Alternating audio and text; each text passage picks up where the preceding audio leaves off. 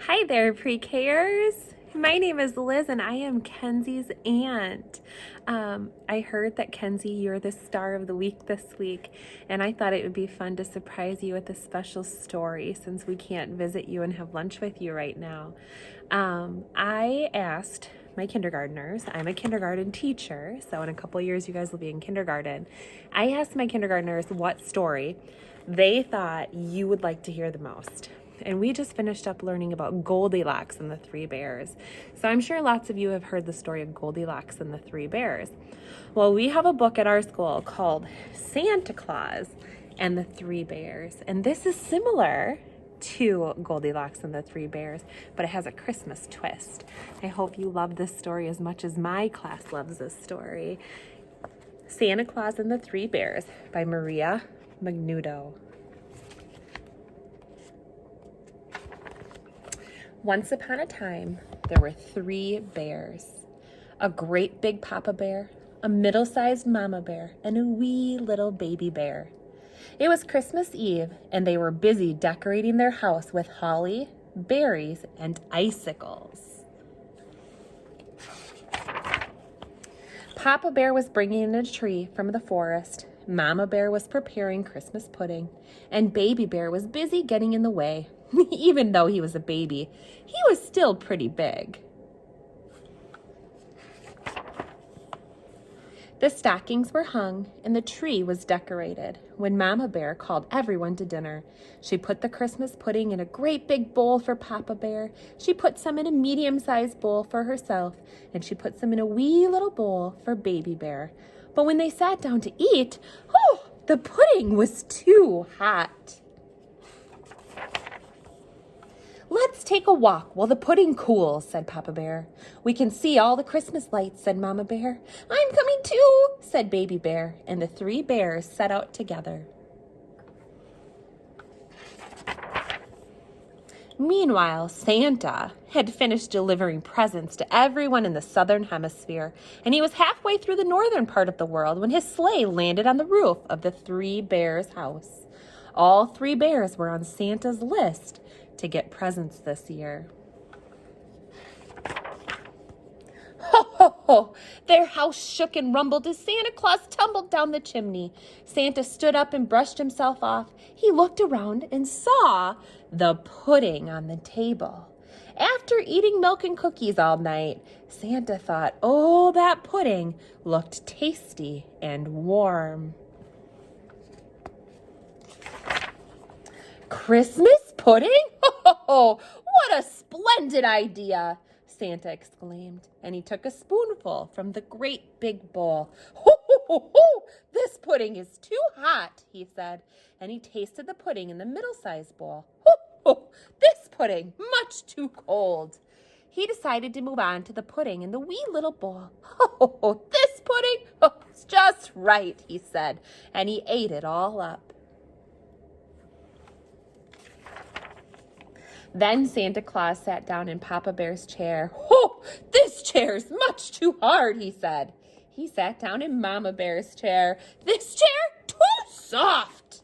And then he sat down in Baby Bear's chair, and it was neither too hard nor too soft, but it was just right. So Santa bounced up and down a little bit to get comfortable, wiggled around, and oh no! The chair broke, and Santa landed on the floor with a boom. Santa picked himself up and decided that he needed a little nap before continuing on his way. I can imagine Santa gets pretty tired delivering gifts all around the world. He took his sack and went upstairs, where he found 3 beds in a row. Santa Claus laid down on the bed of Papa Bear, and he said, "Ho, ho, ho, ho! This bed is too high." And he got tired. He got up and tried the bed of Mama Bear. "Whoa! This bed is too low," he said as he rolled off onto the floor. Lastly, Santa Claus tried the wee little bed of Baby Bear. "Ho, ho, ho! This one is just right." So he snuggled down under the covers and fell fast asleep.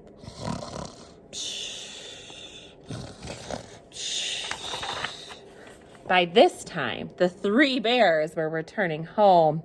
"Somebody's been eating my pudding," Papa Bear in his great big voice groaned. Somebody has been eating my pudding, said Mama Bear in her middle-sized voice. Somebody has been eating my pudding, and they ate it all up, said Baby Bear in his wee little voice.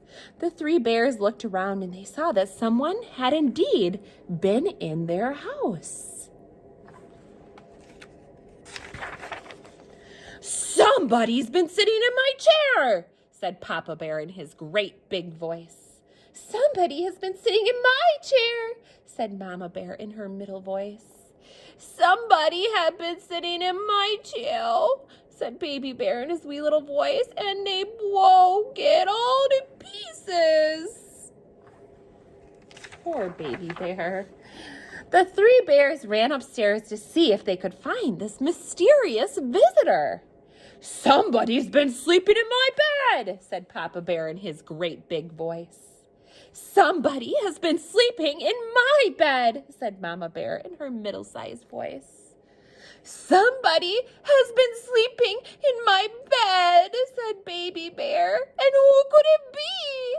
The three bears looked at Baby Bear's bed and they saw lots of white hair, a red jacket covered in soot, and sticking out from the bottom of the blanket were two black boots. It's Santa Claus, said Baby Bear. Ho, ho, ho, ho, ho, said Santa.